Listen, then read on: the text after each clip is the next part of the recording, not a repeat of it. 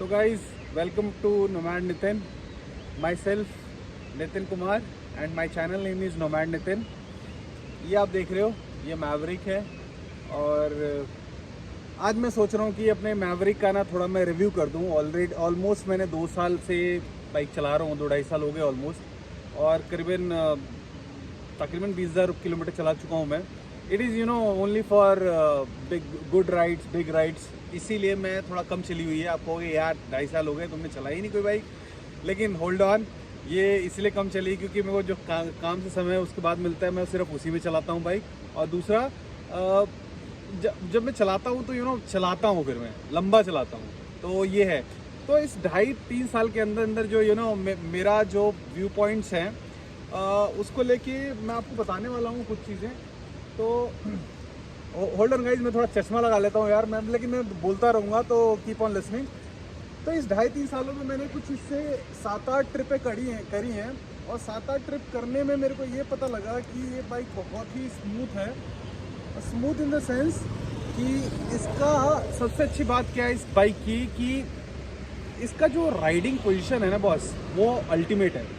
अगर इसके कंपैरिजन में आप देखोगे तो KTM 390 आता है, ठीक है। आप KTM में 250 उठा लो, V-Storm 250 उठा लो, आप हिमालयन 450 उठा लो, लेकिन उन सभी बाइकों में अगर कंपेयर करोगे तो इस बाइक की जो फन है ना, अनकम्पेरेबल है। इसका रीज़न मैं बताता हूँ आपको। सबसे पहले ये जो लोगो है ना, ये लोगो देखिए, ये लोगो आपको ना कॉन्फिडेंस देता है बॉस। जब आप सड़क पे होते हो तो आपका एक कॉन्फिडेंस मैटर करता है, दूसरे राइडर कैसे राइड कर रहे हो, और आप जब एक राइडिंग पोजीशन में हो और एक आपको इस जैसा मस्कुलर बाइक है जो कि परफॉर्मेंस देता है, साथ में स्टांस देता है। आप सड़क पे जब चलते हो तो अपराइट स्टांस होता है आपका। तो पहली बात जो इसका मेन जो चीज़ है जिससे कंपैरिजन करना ही नहीं है, ब्रांडिंग। दूसरा, इसकी सीटिंग पोजीशन। ऐसी सीटिंग पोजीशन आपको किसी बाइक पे नहीं मिलेगी। आपकी चाहे हाइट छोटी है या आपकी बड़ी है, डजंट मैटर। एक बार आपने यूज टू हो गए, आपने एक बार 200 किलोमीटर बाइक चला ली, मान लो कि आप उसमें अब एडजस्ट हो चुके हो, बाइक आपकी हो चुकी है और आप बाइक की हो चुके हो। बस आपको अपना बनाना है, एक रिलेशनशिप स्टैब्लिश करना है अपने बाइक के साथ। तो ब्रांड वैल्यू, सीटिंग पोजीशन और जो कॉन्फिडेंस मिलता है, इसका जो अपराइट स्टांस है जो आपको एक कॉन्फिडेंस देता है, वो तो अलग किस्म का है। तो देखो, ये तो मैंने आपको सॉफ्ट पॉइंट्स बताए हैं बेसिकली, जो हैं, ठीक है। दिखते नहीं है, मे बी लोगों को दिखे ना दिखे, हो सकता है ये KTM 390 वाला बोले अरे यार ये क्या बाइक है, रहने दो यार, मेरी 390 है बट तुम्हारा तो 310 है। बॉस, 310 में जो परफॉर्मेंस मेरी बाइक निकाल के देगी ना, वो तुम्हारी नहीं निकाल के देगी, मैं ये गारंटी कहता हूँ, ठीक है।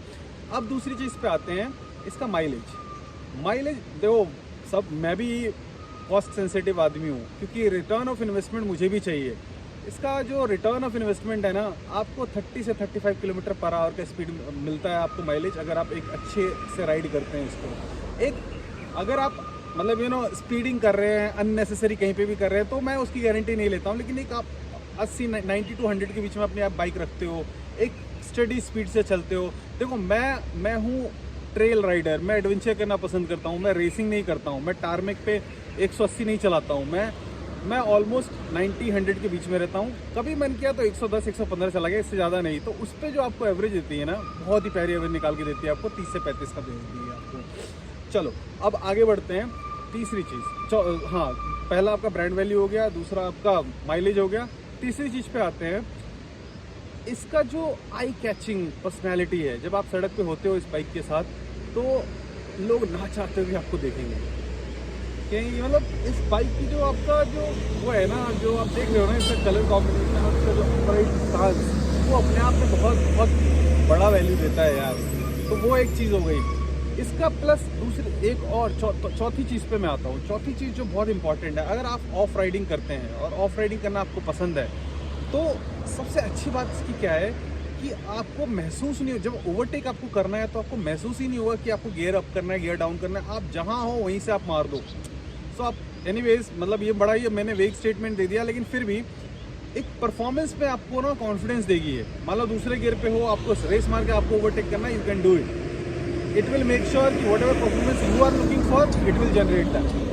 सो ये एक बहुत अच्छी बात है। हाँ, एक थोड़ा सा जो मुझे लगता है इसमें ड्रॉबैक, देखो वो ड्रॉबैक नहीं है, उसको जो मिला है आपको उसमें आपको ही कैपेबिलिटी से उसको वही कैपेबिलिटी है और उसी को यूज़ करके आगे करना है। तो इसमें मेरे को लो टॉर्क थोड़ा कम लगता है, इसका जो लो टॉर्क है वो थोड़ा कम है। तो वहाँ पे थोड़ा BMW ने अगर काम किया होता और वहाँ पे लो टॉर्क थोड़ा ज़्यादा दिया होता ना तो और बेटर होता ऑफ रोडिंग के टाइम पे बेसिकली, क्योंकि मतलब मान लो कि 10 से नीचे स्पीड जाती है आपकी और बिल्कुल ही आपको बाइक, तो वहाँ पे इंजन बंद हो जाता है कभी कभी, आपको लगेगा। लेकिन आप जब यूज टू हो जाओगे तो ये नहीं होने दोगे आप कभी, क्योंकि फिर आपको पता रहेगा कि आपको निकालना कैसे है वहाँ से, आप वो निकाल लोगे। मेरी अब नहीं होती, मेरी स्टार्टिंग में होती थी 1-2 बार बंद बाइक, लेकिन अब नहीं होती है। तो वो ड्रॉबैक नहीं कहूँगा, वो यूज टू होना पड़ेगा उसके लिए। वो है बाइक के साथ आपको यूज टू हर बाइक के साथ आपको यूज टू होना पड़ता है, तो इसके लिए भी थोड़ा सा आपको यूज टू होना पड़ेगा। तो ये जो 4-5 चीज़ें बताई मैंने आपको इस बाइक के बारे में, दिस इज़ अमेजिंग। और माइलेज अगर आप ठीक चलाते हो तो 35 से 35 कहीं नहीं गई है इसकी। अच्छा, एक सबसे इम्पॉर्टेंट पॉइंट मैंने आपको बताना भूल गया, इसका सर्विस। लोगों को लगता है कि यार BMW है तो BMW में तो बस बहुत खर्चा है यार, सर्विस करना पड़ेगा, इसके पार्ट्स बहुत महंगे हैं, इसका मेंटेनेंस बहुत हाई होगा, इसकी सर्विसेज बहुत हाई होगी। बस ऐसा नहीं है। देखो, आप KTM 390 को भी साल में 2 से 3 बार 2 बार करवाते होंगे सर्विस। इसकी जो बात है ना, 2 तरह से सर्विस होती है।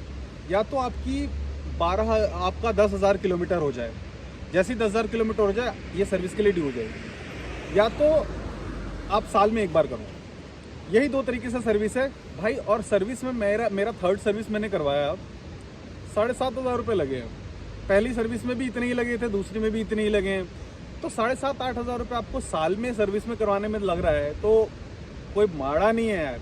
लेकिन हाँ, मैं एक चीज़ ज़रूर कहता हूँ कि हाँ, पार्ट्स इसके थोड़े महंगे ज़रूर हैं, लेकिन पार्ट की ज़रूरत कब पड़ती है आपको, जब आप सर्विस टाइम पे नहीं करवाओगे, जब आप मार दोगे कहीं पे फालतू में, आपको कोई क्रैश कर दोगे, तब आपको पार्ट्स की ज़रूरत पड़ती है। तो आप ठीक से चलाओ, make sure you are riding your bike in a good way, plus you are maintaining your bike in a good way, and make your all the parts excellent.